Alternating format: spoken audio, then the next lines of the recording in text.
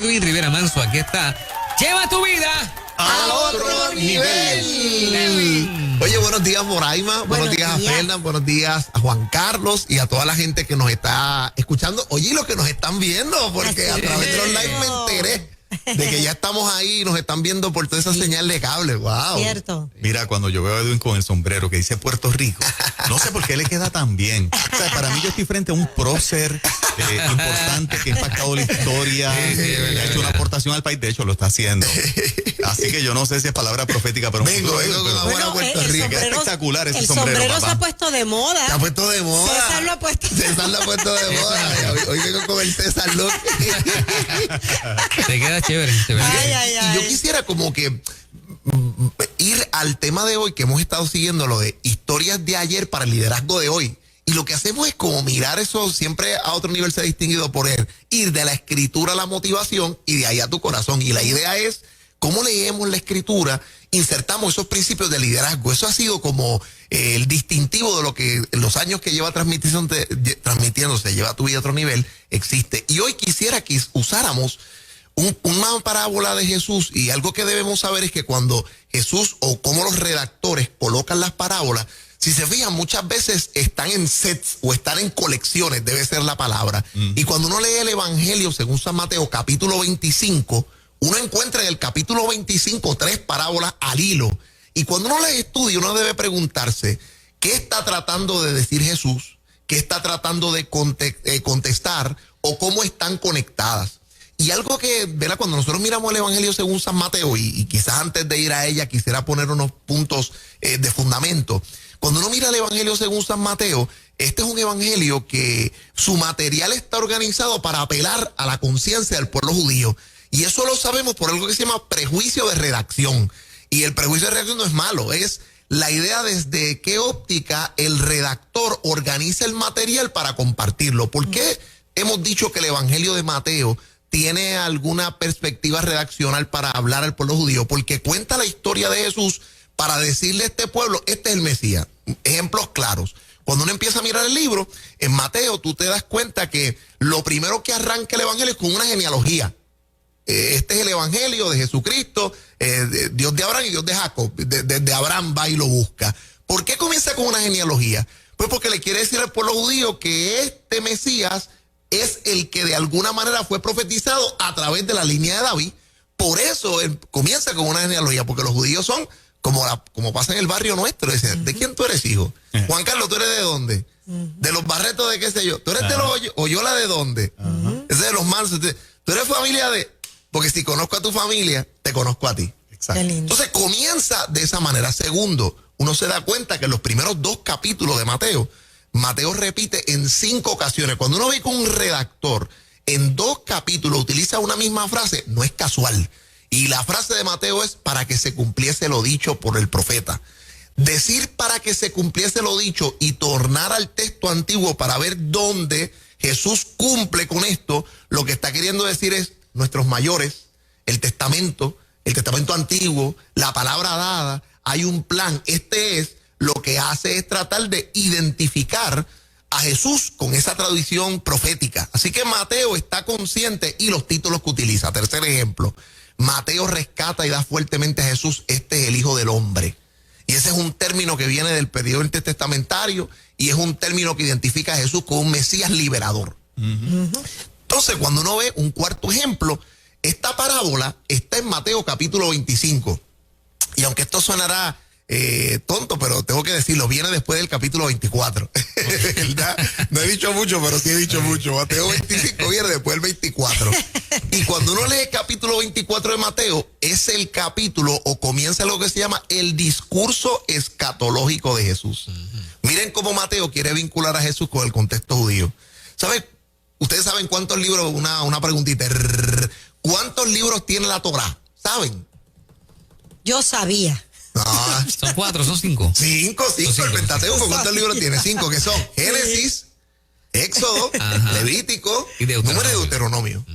Mateo ha organizado su redacción del Evangelio en 5 grandes discursos. Eso no es casualidad. ¿Por qué?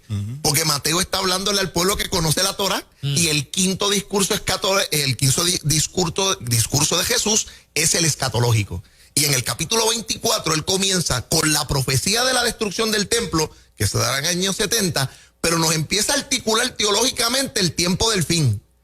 Rumores de guerra, las pestes, las hambres, la apostasía, el uno será tomado, el otro será dejado. Todo eso Jesús lo articula teológica y escatológicamente en el capítulo 24.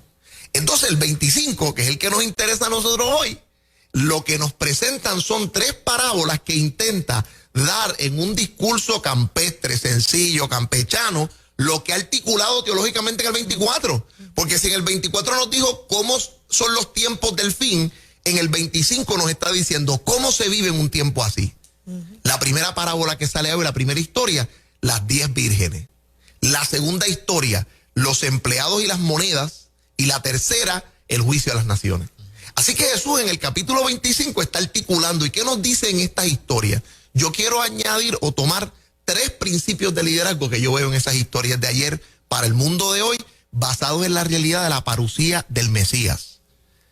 Mateo 24 y 25, hay un evento cimero. Jesús viene por su pueblo. El Señor viene a buscar a su pueblo. Y eso, nosotros, mire, usted puede diferir en torno al esquema escatológico que siga, pero una doctrina cimera es que Cristo viene.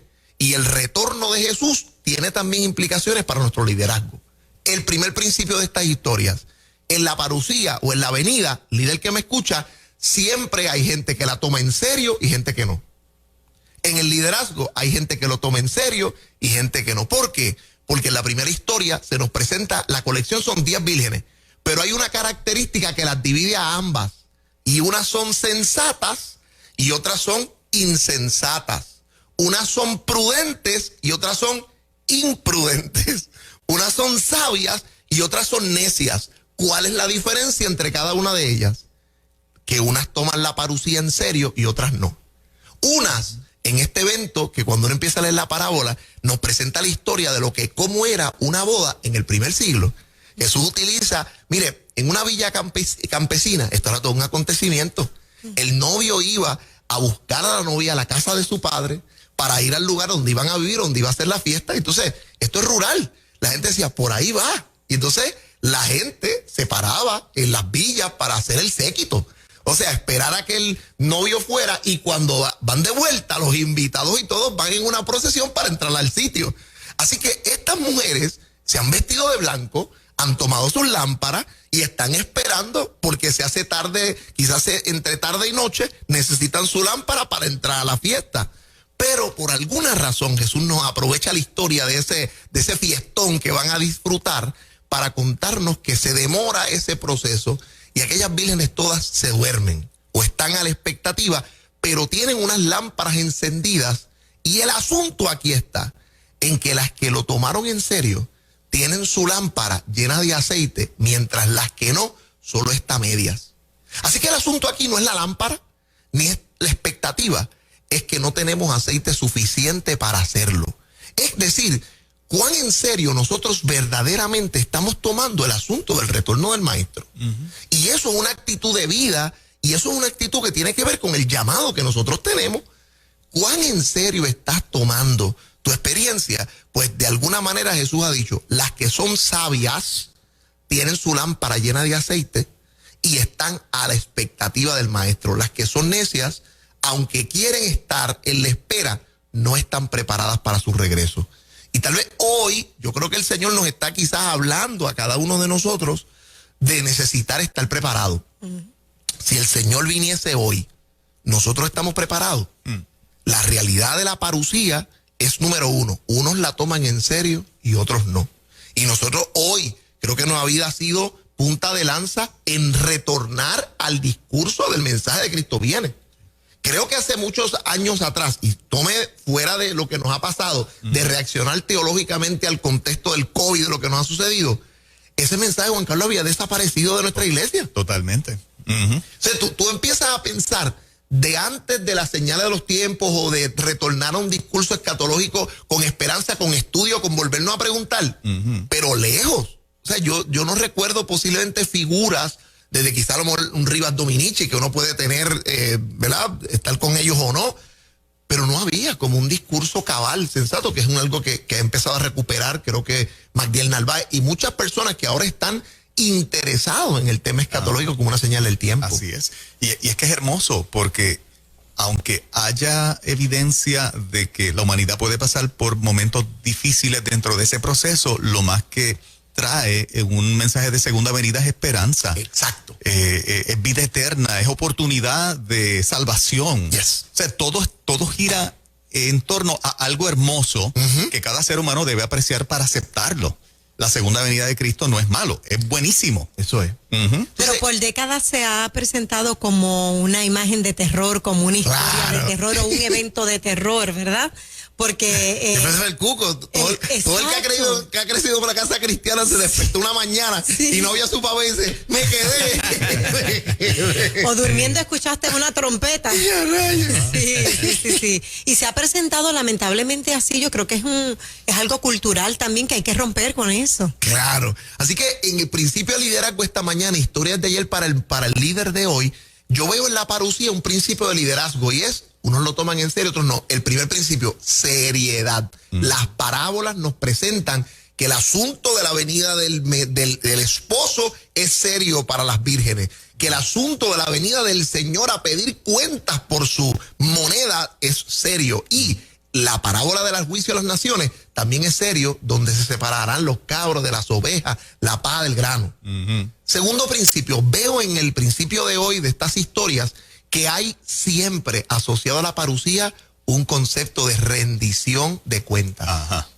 Un principio que los líderes efectivos y longevos tienen es la rendición de cuentas. Así es. ¿Quién nos supervisa? ¿A quién compartimos la actitud de entregar cuenta de nuestro dinero, de las decisiones que tomamos organizacionalmente? Es un principio de longevidad. Claro. La gente que se va por la libre, que no tiene rendición de cuentas a nadie, corre un gran peligro. Y las luchas personales que tenemos todos. Y en esta parábola, Juan Carlos, en las tres hay un principio de rendición de cuentas. Lo primero, en la primera, el principio de rendición de cuentas está entre las mismas pares que le preguntan, mira, se nos está acabando el aceite, ustedes pueden darnos aceite, ¿y por qué no tienen aceite? No podemos darle del nuestro a estas alturas, debes ir a comprar para que entonces no vaya a ser que se queden ustedes y nosotros sin ellos. Pero en la segunda parábola es más drástico. En la historia que Jesús les cuente, recuerden que estas historias que Jesús hace son para enseñar y educar. Sí. Ha dicho la historia de un hombre, de un don, un señor administrador, que mientras hace una gestión importante ha decidido poner parte de su pecunio en las manos de administradores. Y se va, y hay uno que recibe 5 talentos, o sea, una cantidad sustancial. Aquí no estamos hablando de 5 monedas, estamos hablando posiblemente de distribuir el salario de personas para administrar los bienes del Señor mientras Él no está. El segundo ha recibido 2 y el tercero ha recibido 1. Y viniendo el Señor, cuando va con cada uno de ellos, va a decir, dame la parte que me corresponde. Así que en esta historia, el principio de rendición de cuentas es extraordinario. En la parucía, señoras y señores, habrá una rendición de cuentas. Nosotros tenemos que estar preparados y pensar que cuando vamos a tener que entregar cuentas de nuestra administración, el que recibió 5 monedas fue felicitado y entrado al gozo del Señor porque simplemente entregó no solamente lo que le entregó el Señor, sino el Señor con grandes ganancias, lo duplicó, igual que el que recibe 2 monedas, pero el que recibe 1 va delante del Señor y técnicamente no ha hecho nada malo. Porque no malgastó el talento. No va a decirle al Señor, chacho, mano, me la jugué y no salió. Va a decirle, chacho, me lo gasté por ahí, me salió mal. No, dice, yo como sé que tú eres un Señor grande, que aún siembras donde no, recoge donde no sembraste. Tuve miedo, enterré para devolverte lo tuyo. Y el Señor le dice, siervo malo y negligente. Fíjense que no es alguien que viene con las manos vacías. Pero para este Señor, rendir cuentas no es solamente que devuelvas lo que se te dio, sino que maximices el depósito. Exacto. Y dice, siervo malo y negligente, porque si inclusive hubieses puesto esto en el banco, hoy me darías lo mío más los intereses. ¿Verdad? Y es echado a las tinieblas de afuera, y no puede entrar, las vírgenes no pueden entrar. Así que hay un principio de rendición de cuentas, líder. Creo que la historia de ayer para este mundo de hoy nos enseña la parucía nos hace saber que nuestra vida tendrá una administración. Así que tengamos cuidado con lo que enseñamos en la iglesia, porque de lo que usted enseñe va a rendir cuenta. Tengamos cuidado de lo que hagamos con nuestros ministerios, porque de lo que hagamos con los ministerios rendiremos cuenta. Tengamos cuidado con lo que hacemos con la empresa que Dios nos ha dado, porque de las inversiones, de lo que tú hagas, de lo que tú promuevas desde tu plataforma vas a rendir cuenta. Hay gente que está a lo loco, al garete, viviendo como si uno nunca tuviese ese espacio. Y lo tercero que hace esta historia, no solamente la parucía nos enseña que hay que tomarla en serio versus el que no lo hace, nos enseña que hay que rendir cuenta. Siempre la parucía está asociada a retribución y recompensa. Ese es el tercer principio. Todos, de alguna manera, en estas historias reciben una retribución a favor o negativa y también una recompensa por lo que hacen. Las vírgenes fatuas, cuando entraron, trataron de llegar a la fiesta, le dijeron: no podemos abrirle la puerta, ya es tarde, no las conocemos. Los señores, cada uno recibió: entra, ven buen siervo fiel, en lo poco fuiste fiel, en lo mucho te pondré, entra en el gozo del Señor. Hay una recompensa que recibe la persona pero también el siervo negligente y malo. Dice la Escritura, número 1, quítenle lo que tiene, aún lo poco que tiene le será quitado. Déselo al que tiene más. Y tercero, que éste se ha puesto en las tinieblas de afuera. Y este mensaje, a muchas veces como que nos parece, hoy la gente ha utilizado el concepto de decir, eso es legalista, ¿verdad? Como que el legalismo es recordar lo que la Escritura dice o darle un énfasis desmedido. O a veces alguna gente piensa que es decir la verdad. Señores, si esto es real, entonces la parucía es una doctrina donde habrá retribución y recompensa. En la tercera de las parábolas es más dramático porque es el juicio a las naciones. Entonces utiliza el lenguaje de sean puestos afuera, donde será el llanto y el crujir de dientes. Entonces es una imagen extraordinaria de lo que puede ser el arrepentimiento. Estos tres principios creo que los podemos aplicar muy bien a nuestro liderazgo, tomados de una perspectiva escatológica. La importancia de este discurso contrastado con Mateo 24 es: el Señor viene. Hay unas señales que pueden discernir los que son sabios en los tiempos. Jesús nos ha dicho cuáles y nos ha explicado en el capítulo 25 cómo se vive en un mundo así. Y nos ha enseñado tres cosas que podemos aplicar a nuestra vida de liderazgo hoy. Uno, que nosotros tenemos que vivir esta vida sabiendo que la parucía es una realidad. Vivimos contra el telón de fondo de la venida de Cristo. Por lo tanto, hay que tomarlo en serio. Toma buenas decisiones hoy, ¿verdad? Esto implica desde a quién vas a votar, qué vas a hacer, qué vas a darle cuestión a tu vida, qué le vas a dar acceso. 2, recuerda que nosotros tenemos también que rendir cuentas. La parucía siempre nos presentará la experiencia de ello. Y tercero, hablará también, en nuestro caso, de que nosotros tenemos que recibir o recibiremos retribución y recompensa en la Biblia. 2 cosas para finalizar. 1, esta imagen de la retribución y recompensa se lleva a un máximo estadio en el discurso escatológico del libro apocalíptico, cuando nos presenta el escenario del gran juicio del trono blanco. En ese juicio del trono blanco, hasta la muerte y el Hades serán juzgados el enemigo y serán destruidos. O sea, nadie está por encima de ese juicio. Necesitamos tomarlo. Y como adelantó Juan Carlos, el apóstol Pablo, cuando habla del ciclo apocalíptico de sus cartas de Tesalonicenses, 1 Tesalonicenses 4, nos dice, luego de la trompeta de ser levantados los santos, nos dice: alentémonos los unos a otros con estas palabras. Siempre hay un motivo de esperanza y de bendición. Eso en esta mañana queremos dejarte en Lleva tu Vida a otro nivel. Poderoso. Rivera Manso, sí, siempre bien poderoso. Esto es una clase. Hablando de clases, hay algo pasando, ¿no? Oye, pasando muy bien. Agradecemos a todos. Tuvimos casi 84 estudiantes matriculados en el tema de la Biblia y en el tema de predicación, y comenzaron, saben que estábamos ahí trabajando con la escuela de consejería, y comenzaron ayer en el programa de maestría en consejería cristiana algunos 44 valientes, así que estamos contentos de eso.